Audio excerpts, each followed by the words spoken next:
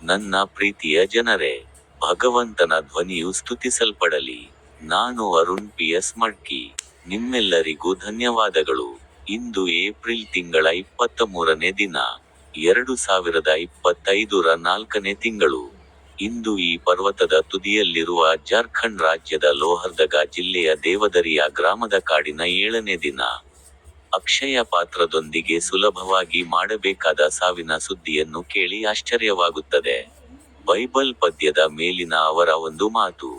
ಎಫೆಸದವರಿಗೆ ಅಧ್ಯಾಯ 1 ಸಂಖ್ಯೆ 7ರ ಹೆಸರಿನಲ್ಲಿ ಹೇಳಿ. ದೇವರ ಆ ಕೃಪೆಯ ಸಂಪತ್ತಿನ ಪ್ರಕಾರ ಕ್ರಿಸ್ತನಲ್ಲಿ ನಮಗೆ ಅವನ ರಕ್ತದ ಮೂಲಕ ವಿಮೋಚನೆ ಇದೆ, ಅಂದರೆ ಪಾಪಗಳ ಕ್ಷಮೆ ಇದೆ.